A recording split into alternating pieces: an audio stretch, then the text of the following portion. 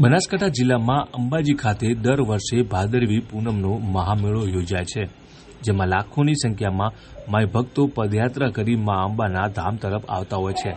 આ તમામ માઈ ભક્તોને રસ્તામાં કોઈપણ પ્રકારની મુશ્કેલી ન સર્જાય તે માટે અનેક સેવાભાવી લોકો દ્વારા સેવા કેમ્પ યોજી અલગ અલગ સુવિધા ધરાવી પદયાત્રિકોની સેવા કરવામાં આવે છે. ત્યારે અંબાજી માર્ગ પર આવેલા રતનપુર દાતા પાસે સૌથી મોટો છેલ્લા 18 વર્ષથી જય જલિયાણ સેવા કેમ્પ યોજાય છે. આ સેવા કેમ્પમાં કયા પ્રકારની સુવિધા ઊભી કરાઈ છે, આવો જાણીએ. ભાદરવી પૂનમની એક પરંપરા છે કે લોકો દૂર દૂરથી ચાલી અને મા અંબાના ધામ અંબાજી તરફ પદયાત્રા કરતા હોય છે. આ પદયાત્રાની પરંપરા બની ગઈ છે. એ પરંપરાનો ભાગ બનવાનો અમને છેલ્લા 18 વર્ષથી જય જલિયાણ સેવા કેમ્પ થકી મળ્યો છે. કે પદયાત્રિકો અંબાજી દૂર દૂરથી ચાલીને જાય છે, એની સેવા કરવા માટે દાતા રતનપુર ખાતે અમે 18 વર્ષથી એટલે કે વર્ષ 2007થી આ સેવા કેમ્પની સ્થાપના કરી હતી. આ સેવા કેમ્પમાં અમે પદયાત્રિકોને 24 કલાક ભોજનની સેવા આપીએ છીએ, જેના અંદર સવારે રોટલી, શાક, દાળ, ભાત, બુંદી, ગાંઠિયા, છાશની સુવિધા હોય. સાંજે ખીચડી કઢી, રોટલી, શાક, બુંદી, ગાંઠિયા અને છાશની સુવિધા હોય.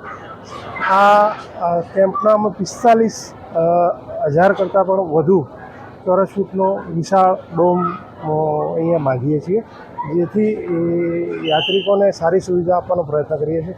વોટરપ્રૂફ ડોમ હોય છે સામિયાણો અમારો, એના અંદર યાત્રિકો આરામથી સૂઈ શકે, એમનો થાક ઉતારી શકે એ પ્રમાણેની સેવા આપવાનો અમે પ્રયત્ન કરીએ. આ બધી સેવા યાત્રિકો અમારી સેવાનો લાભ લે છે તે થકી જ છે, અને માની કૃપાથી જ અમે આ સેવા કરી શકીએ છીએ.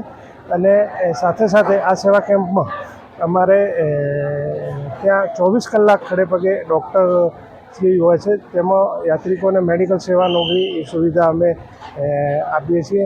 ક્યારેક સાંસ્કૃતિક કાર્યક્રમ અને ડાયરા બી હોય છે કે જે માતાજીના ભક્તો અંબાજી જાય છે એ માના ભજન અને કીર્તનનો લાભ લઈ અને આગળ વધતા હોય છે.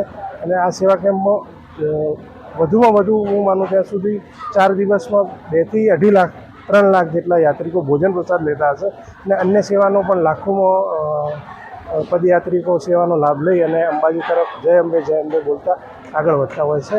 અને આ સેવા કેમ્પ 4 દિવસ સુધી ચલાવીએ છીએ. આ સિવાય અંબાજી દેવસ્થાન ટ્રસ્ટ સંચાલિત જે અંબિકા ભોજનાલય હતું, એ ભોજનાલય બી સરકારશ્રી અને ટ્રસ્ટ તરફથી અમારી સંસ્થાને ચલાવવા માટે આપ્યું છે. એના અંદર વર્ષે 30 લાખ લોકો નિઃશુલ્ક ભોજન લે છે. અંબાજી આવતા દરેક પદયાત્રિકો શ્રદ્ધાળુઓ એ ભોજનાલયમાં 30 લાખ કરતાં વધુ લોકો નિઃશુલ્ક ભોજન પ્રસાદ લઈ અને ત્યાં બી લાભ લેતા હોય છે. અમે ખૂબ આભારી છે યાત્રિકો અને શ્રદ્ધાળુ કે આ ભોજનનો લાભ લે.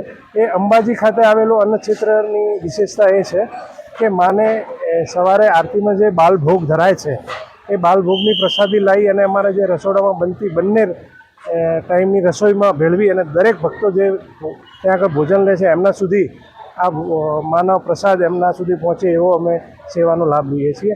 ને માની કૃપા છે અને અમારા ગુરુ અને અમારા ભક્ત જલારામ બાપાને અમે માનવાવાળા છીએ, રઘુવંશીઓ.